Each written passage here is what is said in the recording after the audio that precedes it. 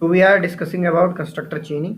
तो कंस्ट्रक्टर चेनिंग क्या होता है कि कंस्ट्रक्टर के अंदर आप दूसरा कंस्ट्रक्टर यूज कर रहे हो, ठीक है, कि आप एक कंस्ट्रक्टर आपने बनाया, उसके बाद आप दूसरा कंस्ट्रक्टर उसके अंदर यूज कर रहे हो। अब वो कंस्ट्रक्टर पेरेंट क्लास का भी हो सकता है और चाइल्ड क्लास का भी हो सकता है। सबसे पहले हम एक सिंपल एक क्लास बनाते हैं। सपोज मैंने एक क्लास बनाई और क्लास का नाम सपोज मैंने रखा पेरेंट, ठीक है। अब ये पेरेंट नाम की मैंने क्लास बनाई। उसके बाद मैं क्या करता हूँ, यहाँ पे एक कंस्ट्रक्टर बना देता हूँ। कंस्ट्रक्टर के बारे में मैंने आपको बताया था। अब ये मैंने पेरेंट नाम की क्या बनाया, एक कंस्ट्रक्टर बनाया। सेम इसके अंदर एक और कंस्ट्रक्टर मैं बना देता हूँ, क्योंकि किसी भी क्लास के अंदर मैं एक से ज़्यादा कंस्ट्रक्टर बना सकता हूँ। वो कंस्ट्रक्टर ओवरलोडिंग है, इसके बारे में मैंने आपको बताया। अब मैंने एक कंस्ट्रक्टर और बनाया, यहाँ पे मैंने दो कंस्ट्रक्टर बना दिए। इसके आगे मैं पब्लिक ले देता हूँ। कंस्ट्रक्टर का कोई रिटर्न टाइप नहीं होता है, इसलिए मैं वॉइड का यूज़ यहाँ पे नहीं कर सकता हूँ, क्योंकि रिटर्न टाइप ही नहीं होता है तो वॉइड का यूज़ करने से कोई फायदा ही नहीं है, ठीक है। अब मैंने यहाँ पे दो कंस्ट्रक्टर बनाए, एक मैंने पैरामीटराइज्ड बनाया, एक नॉन पैरामीटराइज्ड बनाया, ठीक है। अब इसके अंदर कुछ आप वैल्यू लिख सकते हो। तो वैल्यू मैंने सपोज यहाँ पे लिखा system dot out dot print, और यहाँ पे मैंने लिख दिया हेलो। अब हेलो सेकंड लिख देता हूँ, जिससे आपको पता चले कि ये सेकंड कंस्ट्रक्टर है, ठीक है। अब मैंने यहाँ पे हेलो और यहाँ पे लिखा फर्स्ट। अब इसके बाद मुझे कोई भी क्लास को चलाने के लिए एक मेथड बनाना पड़ता है। उसका नाम क्या, कौन सा मेथड होता है, वो होता है पब्लिक स्टैटिक वॉइड मेन, ठीक है। और मैंने यहाँ पे मेन की बॉडी बना दी, ठीक। और यहाँ पे आर्ग्यूमेंट्स होता है, जिसको हम कमांड लाइन आर्ग्यूमेंट में भी पास कराते हैं। मैं आपको बता चुका हूँ इस चीज़ के बारे में। तो अब यहाँ पे मैं सबसे पहले एक ऑब्जेक्ट बनाता हूँ। ऑब्जेक्ट कैसे बनाते हैं आपको पता है। अब मैंने एक ऑब्जेक्ट बनाया। जैसे ही मैं ऑब्जेक्ट बनाता हूँ तो मुझे अगर ये वाला कंस्ट्रक्टर कॉल करना है जो डिफॉल्ट है, अंदर कुछ पैरामीटर नहीं है, तो आप यहाँ पे कुछ वैल्यू पास मत कराओ। और अगर आपको नॉन पैरामीटर जो पैरामीटराइज कंस्ट्रक्टर है उसको कॉल करना है, तो आप यहाँ पे पैरामीटर दो। तो पैरामीटर यहाँ पे इंट ले रहा है, तो आप यहाँ पे 6 वैल्यू दे दो। अब 6 वैल्यू आपने दे दी। अब देखो, ध्यान से देखना, यहाँ पे मैंने आपको बोला था कि पहले कंस्ट्रक्टर चलता है। ये कंस्ट्रक्टर मैंने यहाँ से कॉल करा, इसको मैं सेव करता हूँ hp.java नाम से, मैंने एंटर किया। अब मैं इसको चला के देखता हूँ। अब मैं लिखता हूँ जावा सी hp.java, पे लिखा जावा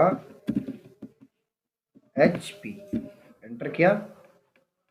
could not find load main class hp। तो hp नाम से नहीं है वो क्लास, वो पेरेंट नाम से क्लास है। तो यहाँ पे लिखता हूँ मैं पेरेंट, ठीक है, एंटर किया। तो यहाँ पे देखो हेलो सेकंड कॉल हो गया। अब ध्यान से देखने की जरूरत है। कभी कभार क्या होता है कि हमको एक से ज़्यादा कंस्ट्रक्टर की जरूरत होती है एक ऑब्जेक्ट के लिए, एक सिंगल ऑब्जेक्ट के लिए, क्योंकि यहाँ पे मैं रेफरेंस वेरिएबल यूज़ नहीं कर रहा हूँ।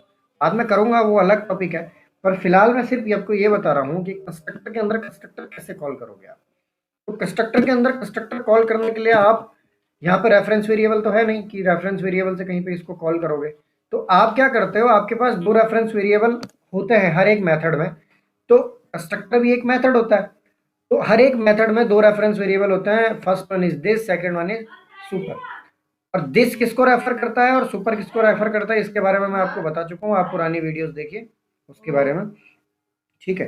अब मैं यहाँ पे क्या करता हूँ, कंस्ट्रक्टर के केस में ध्यान से देखना। कंस्ट्रक्टर के केस में जब मुझे दूसरे कंस्ट्रक्टर को कॉल करना है, तो मुझे यहाँ पे लिखना पड़ेगा दिस। कहाँ पे, आप दिस यहाँ ऊपर भी लिख सकते हो, आपकी मर्जी है, ठीक है। मैंने यहाँ पे दिस लगा दिया, ठीक है। दिस आप यहाँ पे भी लगा सकते हो, वो आपकी मर्जी है।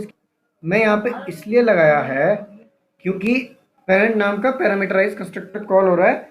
तो पहले ये कॉल होगा तो कंट्रोल कहाँ जाएगा, कंट्रोल जाएगा यहाँ पे, उसके बाद इस लाइन में कंट्रोल जाएगा, इसीलिए मैंने यहाँ पे लिखा है, ठीक है। अब इसको मैं चला के देखता हूँ। अगर मैं इसको चला के देखूंगा तो देखो मेरा आउटपुट क्या आता है। तो मैंने लिखा यहाँ पे जावा सी hp.java, कोई एरर नहीं है। और मैं यहाँ पे एंटर करता हूँ, यहाँ पे लिखता हूँ जावा पेरेंट और एंटर किया। तो यहाँ पे देखो हेलो फर्स्ट कॉल हो गया। हेलो फर्स्ट कैसे कॉल हुआ, कंट्रोल यहाँ से सबसे पहले यहाँ गया। अब यहाँ पे से कंट्रोल, दिस का मतलब ये बोलता है, इसका मतलब ये कह रहा है कि पेरेंट के दूसरे कंस्ट्रक्टर को कॉल करो जिसके अंदर कोई भी पैरामीटराइज नहीं है, कोई भी पैरामीटर नहीं है। तो ये वाले फंक्शन को कॉल कर देगा और हेलो फर्स्ट चल जाएगा। जब कभी भी कोई फंक्शन या कंस्ट्रक्टर चल जाता है, उसके बाद वो जहां से कॉल हुआ होता है एंड ऑफ द कॉलिंग पे वो आ जाता है। तो कॉलिंग कहाँ पे हुई, कॉलिंग यहाँ से हुई इस वाले कंस्ट्रक्टर की। तो एंड ऑफ द कॉलिंग मतलब ये वाली लाइन। तो system dot out dot print hello second चल गया। ठीक है, तो पहले हेलो फर्स्ट चला, फिर हेलो सेकंड चला। अगर आप यहाँ पे कुछ वैल्यू डाल देते हो, सपोज आपने यहाँ पे डाला 8, तो अब क्या होगा, यहाँ पे रिकर्शन आ जाएगी। ओके, देखो यहाँ पे एरर आ रही है, लिखा हुआ है कि रिकर्सिव कंस्ट्रक्टर इन्वोकेशन, मतलब ये बोल रहा है कि ऐसा आप नहीं कर सकते हो। ठीक है, ये अगर रिकर्शन आप किसी कंस्ट्रक्टर में चलाओगे तो वो वैलिड नहीं है, ये ऐसा बोल रहा है। ठीक है, तो एरर को भी पढ़ा करो, एरर से ही आपको काफ़ी सारी चीज़ें मिल जाती हैं। तो रिकर्सिव कंस्ट्रक्टर इन्वोकेशन ये बता रहा है कि आप ऐसा नहीं कर सकते हो। ठीक है, कंस्ट्रक्टर का रिकर्शन नहीं कर सकते हो आप। ठीक, तो सिंपल मैं यहाँ पे क्या कर देता हूँ, मैंने यहाँ पे दिस लगाया और इस 8 को आप हटा दो। जैसे इस 8 को हटाओगे तो ये वाला फंक्शन फिर से चल जाएगा। सेकंड थिंग, अब ध्यान से सुनने की जरूरत है। इस दिस को मैं यहाँ पे से थोड़ा सा हटा के मैंने लिखा कंट्रोल एक्स किया, और कंट्रोल एक्स के बाद मैं यहाँ पे लिख दिया कंट्रोल वी, और इसको सेव कर देता हूँ। सेव करने के बाद इसको मैं चलाता हूँ एक बार तो यहाँ पे एरर आ रही है। अब यहाँ पे एरर आ रही है, एरर क्या आ रही है, ध्यान से देखो, call to this must be first statement in constructor. Must be, आपने ग्रामर में पढ़ा होगा, मस्ट बी का क्या मतलब होता है, मस्ट बी का मतलब होना ही होना है। ठीक है, तो call to this must be first statement in constructor. This मतलब किसी भी कंस्ट्रक्टर की जो दिस है ना, वो पहली लाइन होनी चाहिए।